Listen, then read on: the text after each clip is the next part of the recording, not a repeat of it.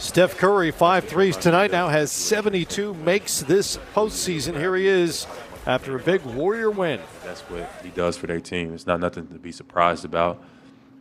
Not nothing I'm surprised about. He raised his physicality to try to stop us, and we got to raise ours. I'm looking forward to the challenge. On the right side, third row, Adam. You know, my career has been a physical development that's happened over time that obviously helps. A lot of work that's gone into that. But at the end of the day, from my rookie year to now, it's always been about effort and just a care factor. You know, overcoming physical limitations or with matchups or whatever it is. If you try hard, good things will happen, and you'll continue to get better. So it's always been a point of emphasis. Howard on the just right. better at it now.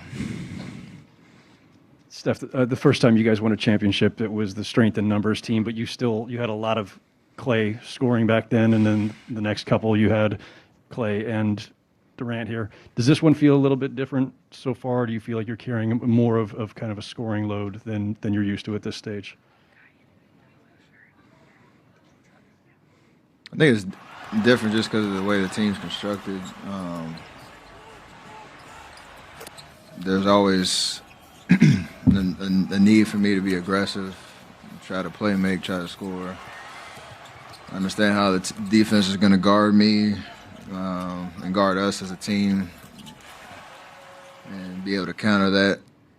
When you have, as you compare it to years past, with the depth that we had, with the heavy loading of scoring that me, KD, Clay had, like, obviously it looks a little different, but and the game flows a little different, but I think this year there's definitely a need for me to be aggressive throughout the game, to create, draw attention, get shots up, and just continue to apply pressure. Obviously, these first two games, it's gone well. I don't know what it'll look like on the road. The rest of the series, it's just always about being confident with the ball in my hands and make plays. Next one in the back. Robert Littell, BSO, right here, Steph. What was it like seeing Jordan Poole hit that shot, that three at the end of the third quarter? He had been struggling. The whole team celebrated. It seemed like that gave you guys a real boost going into the fourth. Well, it's kind of funny. We talk about how we finish quarters and how that momentum can carry over. So that was obviously a big shot to get the crowd into it and put a kind of a dagger on that great third quarter that we had. I think he was a little bit more aggressive, a little bit more under control tonight. Didn't go his way much early, but then he had that flurry. I think he had the 2 threes in the last 2 minutes of the third quarter. So just continue to find rhythm. He's capable of do that. We shoot half-court shots every practice, shoot around, and we have a little competition going. So we count. If you make one during the game, we count it. So he took the lead tonight. Next question on the left. Steph, Draymond was talking about how you were patient to start the game, and then obviously you took over in the third quarter. Does your finals experience and all the playoff games you played, would you say you're better at kind of sensing those moments and when to step off the gas and when to go, et cetera? Yeah, that's an accumulation of the last 2 years of trying to figure that out and balance.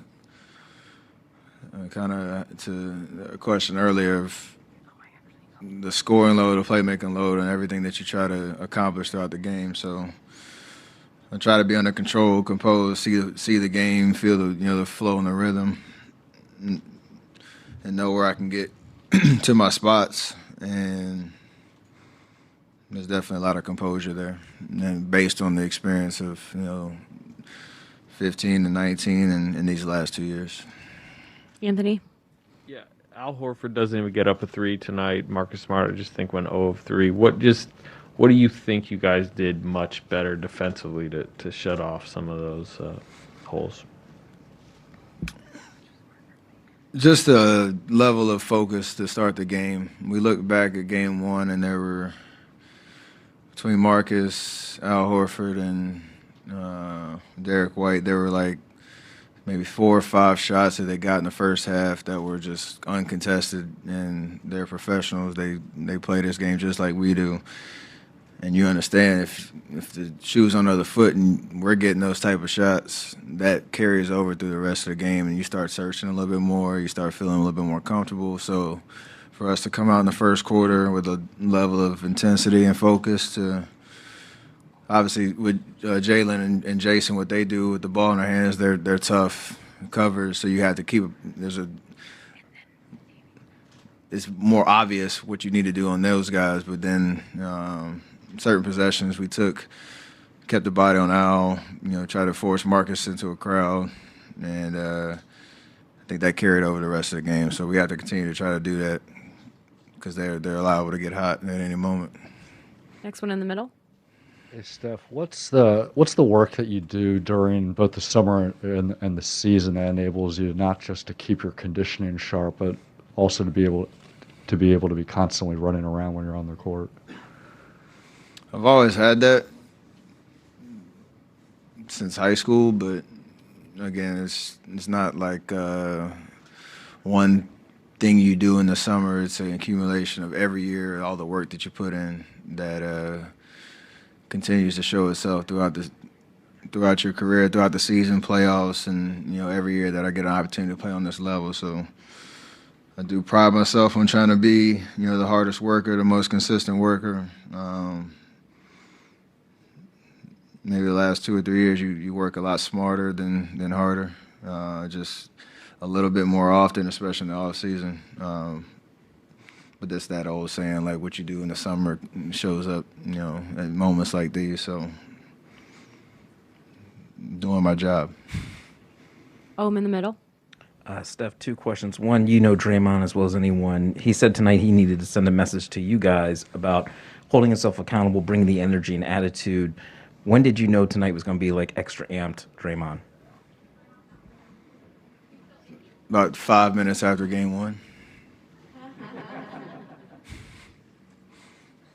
That's all I needed to see and hear from him, just in terms of what he knew he needed to do. And I think we talk about it.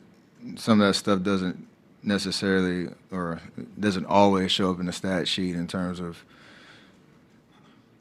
points, rebounds, assists, just that wow factor. But you feel him in his presence, and the other team feels him in his presence and his intensity, and that is contagious for all of us. So it was great to see. Last couple of questions, Tim and then Steph, Tom. you guys always run the high pick and roll, but it seemed like even heavier doses of that. Was that just because you had it going a little bit and you were feeling good at that spot, or was it called more? What was the kind of going heavy pick and roll there?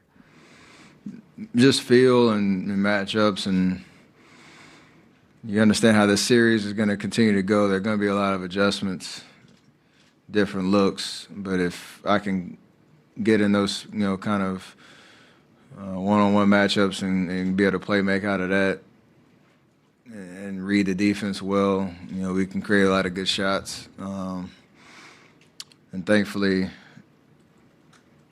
it was those type of possessions. Either we got a good shot or the ball started moving and we weren't turning the ball over, which helped our offense kind of settle in a little bit. And then when we have good offense and good shots, that helps our defense a lot. So we'll see how it goes the rest of the series, but it's been working. Stole my question about Draymond's intensity, but how much did having him on Brown more tonight sort of trickle down to the rest of the defense? How much did that have a ripple effect on the way you guys play defense? I think you could have put Draymond on Coach Udoka, and it would have been a different ball game from yesterday, just based on the way he approached the game. So matchups are matchups, but everybody has to bring the right intensity, and Draymond did that from the jump. Thanks, Steph.